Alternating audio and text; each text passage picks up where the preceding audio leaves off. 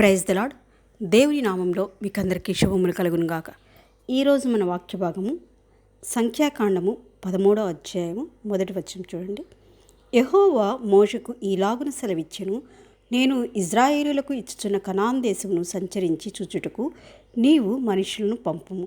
వారి పితరుల గోత్రములలో ఒక్కొక్క దాని నుండి ఒక్కొక్క మనిషిని మీరు పంపవలను. మరి దేవుడు వాగ్దానం చేశారు కదా, మీకు పాలు తేళ్లు ప్రవహించు కనాన్ దేశంలో తీసుకెళ్తానని. అందుకని ఇక్కడ ఏమంటున్నారంటే, ఇక్కడ నుంచి పంపించు వాళ్ళని కొంతమంది మనుషులను. ఎవరిని పంపించాలో కూడా దేవుడు చెప్తున్నాడంట. ఒక్కొక్క గోత్రంలో ఉండి ఒక్కొక్కరిని తీసుకొని ఆ ఊరు చూడడానికి పంపించు అని మోషే గారికి చెప్పాడంట. తర్వాత 17వ వచనం చూసినట్లయితే, మోషే కనాన్ దేశం సంచరించి చూచుటకు వారిని పంపినప్పుడు వారితో ఇట్లను. మరి దేవుని ఆజ్ఞ ప్రకారము మోషే గారు పితరుల గోత్రంలోంచి ఒక్కొక్కరిని తీసి వాళ్ళని పంపిస్తూ వాళ్ళకి చెప్తున్నారంట, మీరు ధైర్యం తెచ్చుకొని దాని దక్షిణ దిక్కున ప్రవేశించి ఆ కొండ ఎక్కి ఆ దేశం ఎట్టిదో, దానిలో నివసించి జనం బలము గలదో బలము లేనిదో, కొంచెమైనదో విస్తారమైనదో, వారు నివసించు భూమి ఎట్టిదో, అది మంచిదో చెడ్డదో, వారు నివసించు పట్టణములు ఎట్టివో, వారు గుడారంలో నివసించుదురో కోటలలో నివసించుదురో, ఆ భూమి సారమైనదో నిస్సారమైనదో, దానిలో చెట్లున్నవో లేవో కనిపెట్టవలెను. మరియు మీరు ఆ దేశపు పండ్లలో కొన్ని తీసుకుని రండని చెప్పాను. మనం పిల్లల్ని ఎక్కడికన్నా వేరే ఊరికి పంపించేటప్పుడు వాళ్ళకి అన్ని జాగ్రత్తలు చెప్తాం కదా, ఇలా ఉండడమ్మా, అలా ఉండండి, అక్కడ దిగండి. అలాగా ఇక్కడ మోషే గారు వాళ్ళందరినీ ఒక చోట పంపించేటప్పుడు ఒక చోట కూర్చోబెట్టి చెప్తున్నారంట, ధైర్యం తెచ్చుకుని వెళ్ళండి. అక్కడికి వెళ్ళిన తర్వాత ఆ దేశంలో జనం ఎలా ఉన్నారు, వాళ్ళు బలంగా ఉన్నారా బలహీనంగా ఉన్నారా, ఆ దేశ భూమి ఎలా ఉంది, మంచిగా సారవంతమైందా లేదా నిస్సారవంతమైందా, తర్వాత ఆ ఊర్లో ఇళ్ళు ఎలా ఉన్నాయి, ఆ ప్రజలు గుడారాల్లో నివసిస్తున్నారా లేదా పెద్ద పెద్ద కోటలు కట్టుకొని ఉంటున్నారా, పండ్లు ఎలా ఉన్నాయి, పంటలు ఎలా పండుతున్నాయి, ఇవన్నీ మీరు తెలుసుకొని రండి. ఎందుకంటే నెక్స్ట్ వీళ్ళు నివసించబోయేది అక్కడే కదా, అందుకని అవన్నీ తీసుకొని రండి. దాంతోపాటు మీరు ఆ దేశ పండ్లలో కొన్ని తీసుకొని రండి అని చెప్పాను.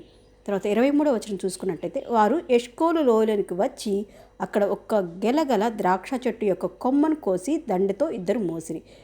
మరియు వారు కొన్ని దానిమ్మ పండ్లను కొన్ని అంజూరపు పండ్లను తెచ్చిరి.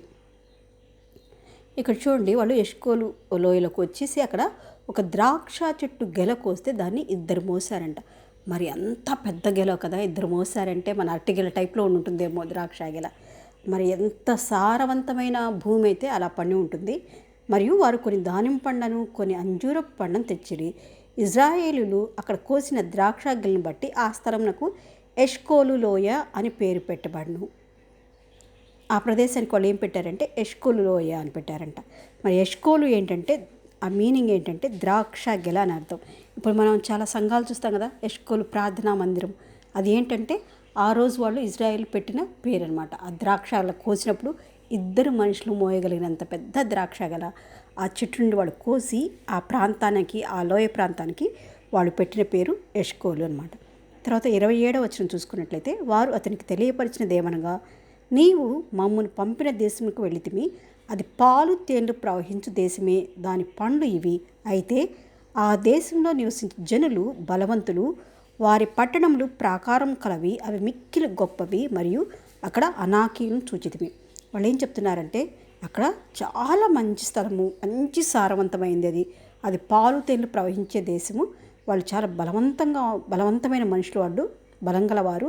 తర్వాత అక్కడ వాళ్ళ పట్టణాలు కూడా ప్రాకారాలు మంచి ఇళ్లలో కట్టుకున్నారు, వాళ్ళు గుడారంలో అయితే నివసించడం లేదని చెప్పారంట. తర్వాత 30వ వచనం చూసినట్లయితే, కాలేబు మోషే ఎదుట జనులను నిమ్మళపరిచి, మనము నిశ్చయముగా వెళ్ళుదుము, దాన్ని స్వాధీనపరచుకుందుము, దాన్ని జయించుటకు మన శక్తి చాలను.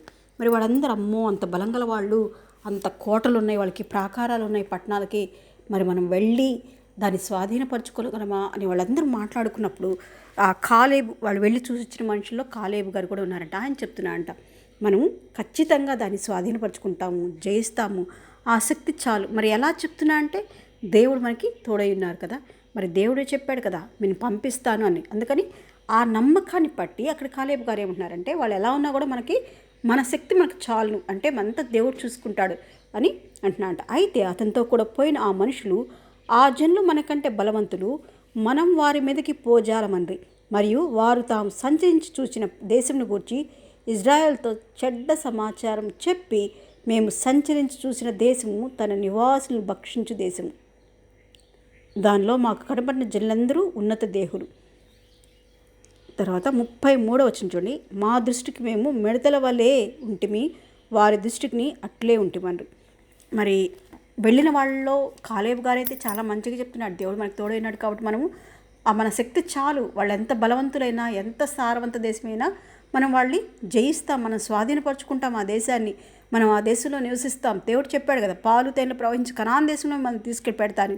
సో ఆ నమ్మకంతో దేవుని మీద ధైర్యంతో కాలేబు గారు చెప్తున్నారు. కానీ ఆయనతో పాటు వెళ్ళిన వాళ్ళు ఏం చెప్తున్నారంటే, ఆ దేశంలో చాలా ఉన్నత దేహం, వాళ్ళు చాలా బలవంతమైన మనుషులు, చాలా మంచి పర్సనాలిటీలు ఉన్నారు, మనము అక్కడికి వెళ్ళలేము, వాళ్ళ ముందు మేము మిడతల్లాగా ఉన్నాము, వాళ్ళ పర్సనాలిటీలు ముందు మేము మిడతల్లాగా కనిపిస్తున్నాం, మా దృష్టికి మేము అలాగున్నాం, వాళ్ళకు కూడా అలాగే అనిపించుంటాము. తర్వాత వాళ్ళు మనుషుల్ని తన నివాసుల్ని భక్షించు దేశం అంటే నరమాంసం తింటారు. సో అక్కడికి వెళ్ళొద్దని చెప్పి మిగిలిన వాళ్ళు కొంతమంది అక్కడ ఉన్న ఇజ్రాయెల్తో వాళ్ళందరూ చెప్పారంట. దేవుడు మిమ్మల్ని దీవించి ఆశీర్వదించి కాపాడును గాక. ఆమెన్.